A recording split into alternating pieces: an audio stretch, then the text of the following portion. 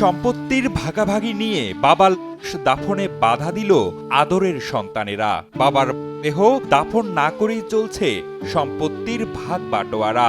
শুধু তাই নয়, সন্তানদের বিবাদ এমন পর্যায়ে পৌঁছায় যে জানাজায় অংশ না নিয়েই ফিরে যান এলাকাবাসীরা। কবর প্রস্তুত, সেই সাথে প্রস্তুত দাফনের সকল উপকরণও, কিন্তু সম্পত্তি নিয়ে বিরোধের জেরে দাফনে বাধা দিল নিজের স্ত্রী ও আদরের সন্তানেরা। তাই 12 ঘন্টা ধরে বাড়ির উঠানেই পড়েছিল একসময় হাড়ভাঙা পরিশ্রম করে সন্তানদের আগলে রাখা বাবা নামের সেই মানুষটির মরদেহ। এমন ঘটনায় হতভম্ব পুরো এলাকাবাসী।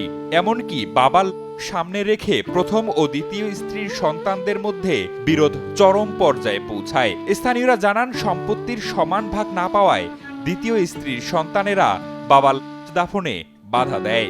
লাশ মানে দাফন হচ্ছে না কেন একটু বলেন তো? দাফন হচ্ছে না, আমরা বলছি, এরা বলছে যে মাটি হোক, আবার বলছে যে তার নামে একটু সম্পত্তি নাই, তার মায়েদের নামে লেখা দিচ্ছে, মায়েদের নামে লেখা দিচ্ছে। তো মায়েদের নামে যদি লেখা দেয়, যদি মাটি দিয়ে হালাই দেন, তাহলে তো আমরা পাইতাছি না, মারতাছে ধরে।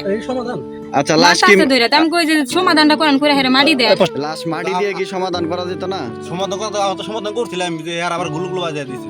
সকাল 11টা লাশ দাফনের সময় নির্ধারিত থাকলেও রাত 10টা পর্যন্ত স্থানীয় ব্যক্তিদের নিয়ে চলে বৈঠক। এমন ঘটনায় পুরো এলাকায় সৃষ্টি হয়েছে ব্যাপক চাঞ্চল্য।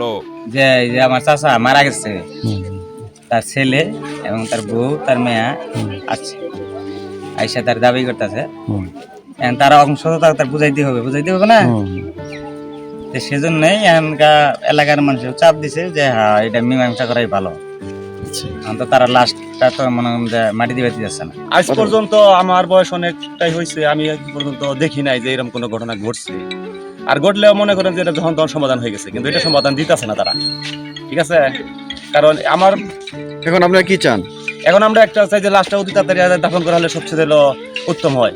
আরএফএল এসডব্লিউআর পাইপি মাপে যা বলে তাই দেয়। RFL SWR pipe and fittings. ঘটনাটি ঘটেছে টাঙ্গাইলের ঘাটাইল উপজেলার দিগলকান্ধি ইউনিয়নের শেখ শিমুল মিরপুর বড়বাড়ি এলাকায়। ওই গ্রামের বৃদ্ধ আতোয়ার আলী গত 27 ফেব্রুয়ারি রাত 10টার দিকে বার্ধক্যজনিত কারণে বরণ করেন। পরদিন সকাল 11টায় দাফনের কথা থাকলেও এরই মধ্যে বাধা দেন মৃতের দ্বিতীয় স্ত্রীর ছেলে উমর আলী।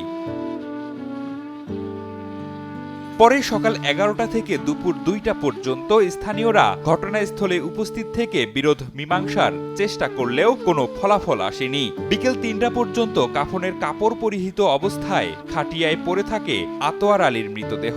পরবর্তীতে রাত 11টার দিকে পারিবারিকভাবে বিরোধ মীমাংসা হলে বাবা দাফন করে সন্তানরা। এমন ঘটনায় অনেকের মাঝেই দেখা গেছে মিশ্র প্রতিক্রিয়া। তবে সম্পত্তি যে সবসময় সুখ বয়ে নিয়ে আসে তা নয়।